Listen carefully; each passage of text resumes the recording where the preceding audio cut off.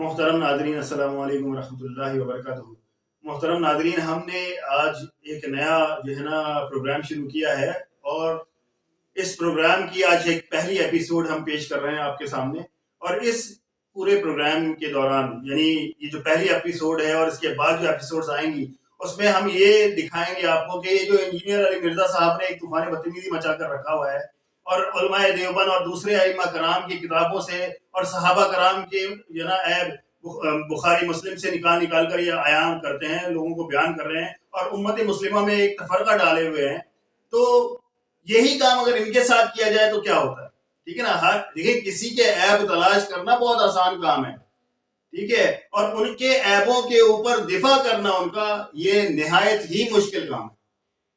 تو ہم نے اب تک یہ کوشش کی کہ ہم اپنی امت مسلمہ اور مسلمانوں کو ان چیزوں سے بچائیں۔ یہ جو بدگمانی کا جو زہر گھولا ہے امت مسلمہ میں انجینئر علی مرزا صاحب نے، اس زہر سے ہم اپنے امت مسلمہ کو اور ہم اپنے نوجوانوں کو بچائیں۔ لیکن اب میں نے سوچا کہ نہیں، یہ بچانا بہتر نہیں رہے گا ہمارے لیے، کیونکہ ہم کہاں تک بچاتے رہیں گے۔ اللہ پاک نے جس طرح سے جس کو ہدایت دینی ہوتی ہے، اللہ پاک اسے ہدایت دیتا ہے۔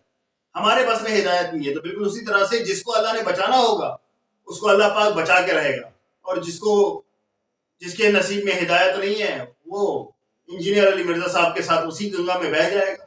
ٹھیک ہے، تو ہمارا یہ پہلا ایپیسوڈ ہے جس میں ہم آپ کو بتائیں گے کہ انجینئر علی مرزا صاحب نے اپنے اس جو 5-6 سال کا جو ان کا دور ہے، یوٹیوبر بن کر یہ جو آئے ہیں، یوٹیوب کا جو دور ہے ان کا، اس میں انہوں نے کتنی غلطیاں کی اور کہاں کہاں کفریہ کلمات کہی، اور کتنے بد عقیدہ اپنے عقائد انہوں نے اور نظریات، گمراہ کن عقائد اور نظریات عوام کے سامنے پیش کیے ہیں۔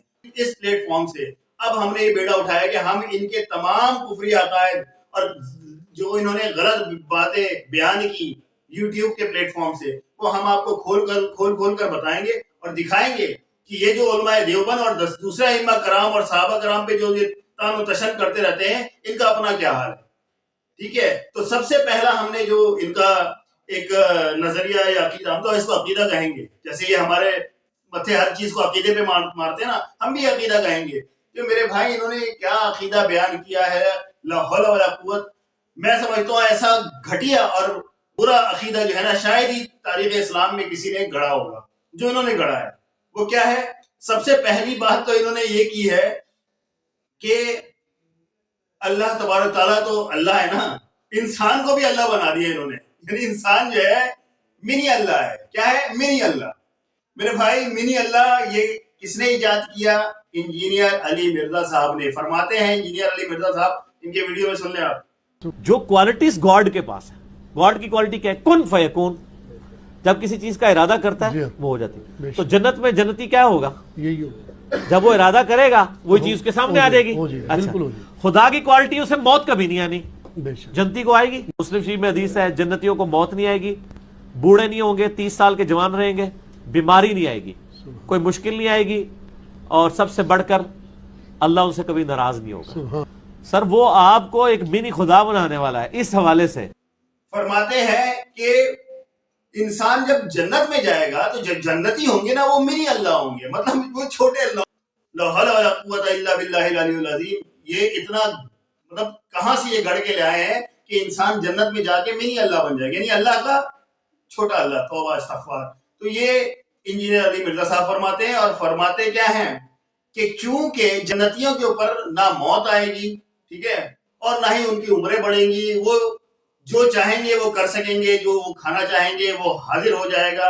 تو بالکل اسی طرح سے اللہ کا بھی تو معاملہ ایسے ہی ہے نا، اللہ کن کہتا ہے تو ہو جاتا ہے، ٹھیک ہے۔ تو جس طرح سے اللہ کن کہہ کر سب کچھ کر لیتا ہے، جنتی بھی جو چاہیں گے وہ ہو جائے گا، کھانا چاہیں گے تو کھانا آ جائے گا، یہ جو خواہش کریں گے وہ حاضر ہو جائے گی۔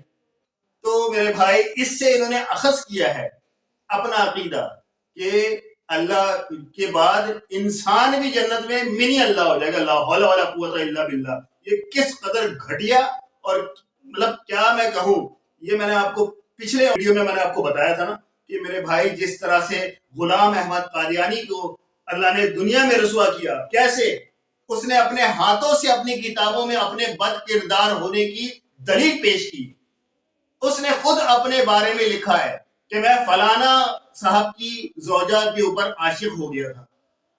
کس نے لکھا ہے؟